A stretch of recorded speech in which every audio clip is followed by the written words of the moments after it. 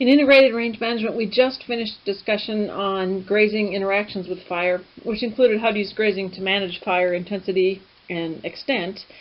Now let's talk about grazing after fire. There's quite a bit of debate about when livestock can be permitted to graze areas that have burned, either by wildfire or prescribed fire. And in this discussion, I'll try to get you up on the state of the knowledge, or at least what I know about grazing after fire. Okay, so we've talked about grazing before fire that influences fuel, and now let's think about how those fuel regimes influence when we can re-enter an area and bring especially livestock into a region after fire. Historically, it's a really normal process. Fire is a natural part, especially of the sagebrush ecosystem, but of nearly all rangeland ecosystems. So fire happens. There's some period after fire where biomass is decreased, so that year after the fire, we usually see more bare ground, less biomass. A lot of that is because there's less dead biomass. The previous year's forage has been removed. But then a few years after the fire, under good conditions, the system will recover. And we also know that animals are attracted to areas that were recently burned. And the question is, why are they drawn to those areas? Why, when we have a fire, why are animals drawn to that area the year after the fire? Well, it's pretty easy. There's a couple of good reasons. First, when you have a fire and you remove all of that dead biomass, you increase the forage value of what's available. So this graph here was from some work that was done way back in 1964 by Cook in Utah.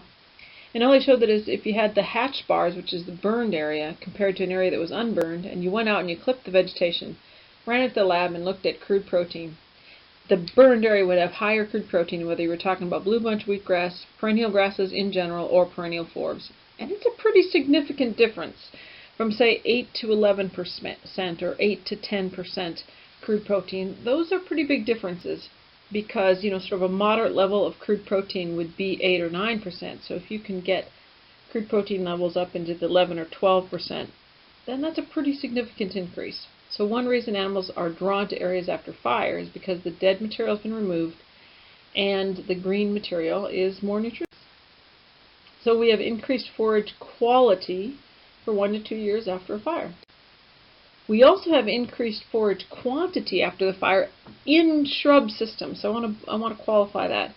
If you've got shrubs in the system like we have in the sagebrush grasslands and you burn the area, such as this work done by Cook, then after the fire you have an increase in the herbaceous plants because the woody plants are no longer there taking up the moisture and nutrients. So on the leftmost bar you see the top line is burned, and it's quite a bit more forage value than the unburned line, which is the dotted line. And that doesn't matter whether you're talking about total herbaceous plants, blue bunch wheatgrass 1, 2, and 3 years after the fire, or perennial grasses 1, 2, 3 years after the fire, perennial forbs, annual grasses, annual forbs. In all cases, in a shrub system, when you burn, you have a decrease in shrubs, and therefore you have an increase in herbaceous plants.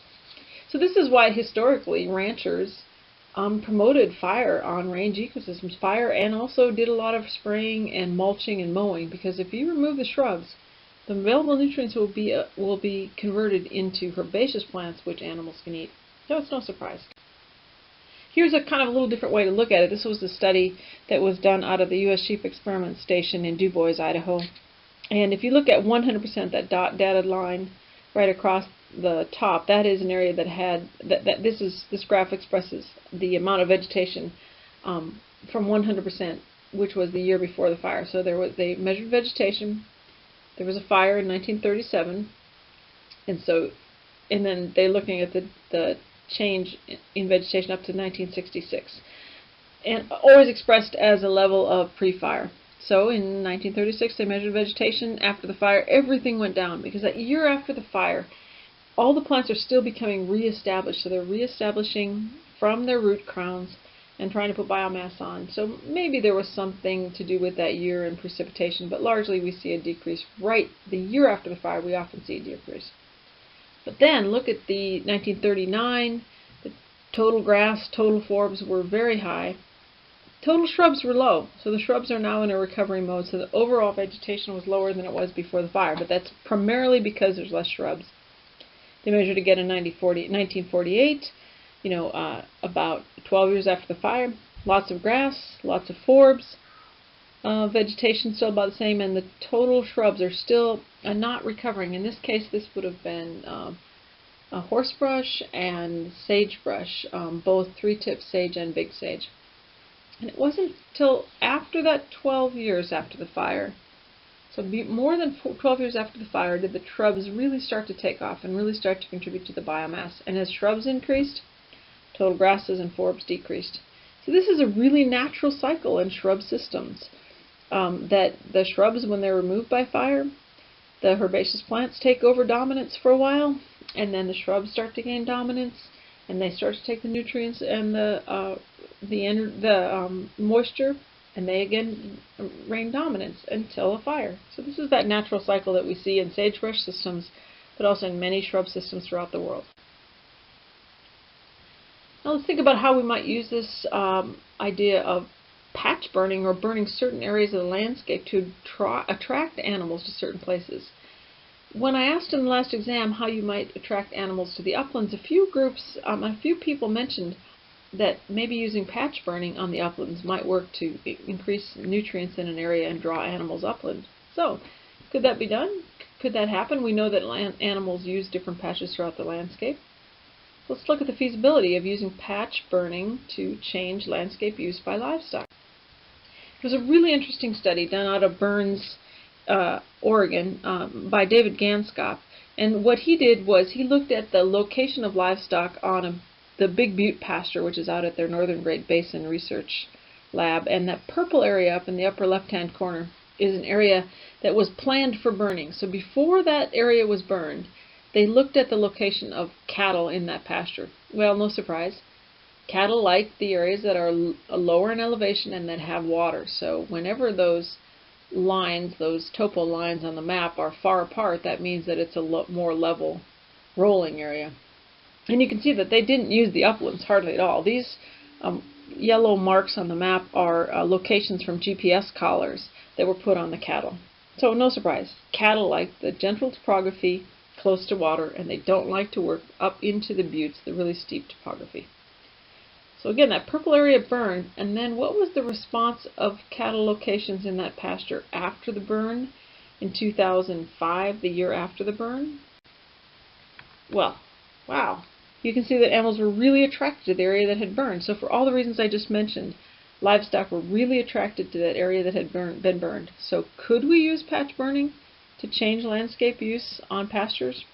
Absolutely, at least according to the work by Ganskop. Okay, so there are some concerns about grazing after fire. Because if you go in too soon, you might prohibit the recovery of the site. So there's concerns about the recovery of the plant community after fire. Is rest after fire really ecologically significant? I bring that question up because I just showed you that livestock would be attracted to areas after fire, but I guarantee you elk and deer and probably rabbits and anything else that's grazing that landscape is also going to be attracted to areas after fire. So how is it that areas evolved with fire, and it is really common that grazing herbivores would be attracted to areas after fire? So does that mean that that's a normal ecological cycle, and would rest after fire be really the normal process? I don't know. Well, let's find out. And also, don't forget the discussion we've had about invasive plants, especially invasive annual grass. The idea that we might rest an area after fire might really give an advantage to those invasive annual grasses. On the other hand, if we grazed an area after fire, it might set them back. It might give the advantage back to the perennial grasses. So here were some repeat photos that Levina Rossell and I did out at the U.S. Sheep Experiment Station. We started in 2001. That was the year right after fire, and we included photo points until 2004. Again, so we conducted a study out at the U.S. Sheep Experiment Station. It's primarily a three-tip sagebrush site with some big sage. It's bunch grasses, mostly blue bunch wheatgrass and sandberg bluegrass, and some forbs, plenty of native forbs, including taper-tip hawksbeard.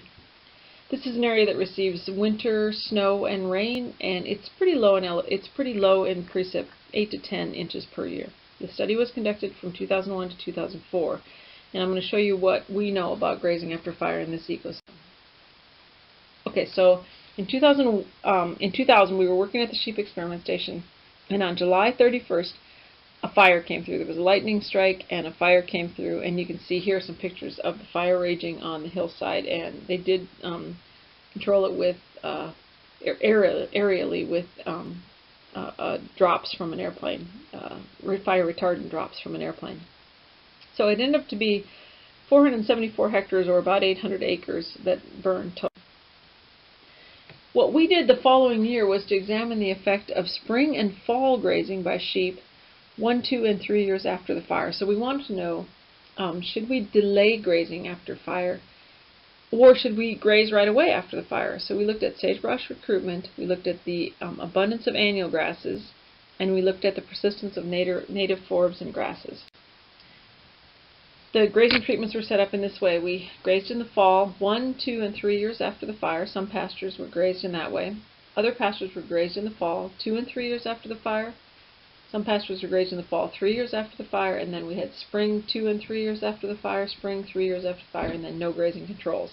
So you see that we will be able to compare the response of the vegetation 1, 2, and 3 years after the fire, spring and fall grazing, or no grazing at all.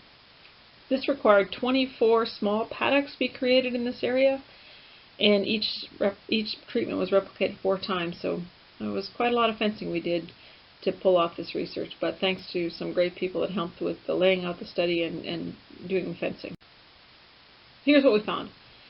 So we looked at annual grasses, and sort of unfortunately for us, it was a really bad winter for annual grasses the year after the fire. So the fire burned again in 2000, and the winter of 2000 was real cold and dry, and that's pretty bad conditions for annual grasses. It didn't warm up till late, and it was a dry spring. So unfortunately there's no differences. We saw no effective grazing in the spring or fall after the fire, largely because there was hardly any annual grasses there at all. The predominant annual grass was Japanese brome, not cheatgrass, and we really saw very little change in cover from the different treatments after the fire, from the year after the fire to preceding years, or subsequent years after the fire. We also looked at perennial forbs, and again we didn't see any difference. In other words, it didn't matter how long we delayed grazing or whether we grazed in the spring or in the fall. The first set of bars, the middle 3 set of bars are from the fall, and the right-hand side is from spring grazing. But there's no difference between that and no grazing at all. So in our study, it didn't matter how long you delayed, and it didn't matter whether you grazed in the spring or the fall, forbs recovered quite well. Perennial grasses was a slightly different story. Grasses did really well in the treatment that was not grazed, so the area that we did not return livestock to. And it looks like there was a slowing of recovery. There was a reduced increase in cover after the fire, 1, 2, and 3 years in both fall and spring grazing. The chart on the left with the perennial grasses, it's not significant. There's no difference between no grazing in fall and spring. Although it looks like there is, notice that this is only a change in, say, 6% cover, and these were Daubenmeier plots, so these were canopy cover. So I challenge any of you in this class to consistently tell the difference between 6% cover and a Daubenmeier plot. It's a very small difference. So the difference in this case between, say, 1% and 6% in canopy cover, we couldn't distinguish between those. So there was no effective grazing on the recovery of perennial grasses overall.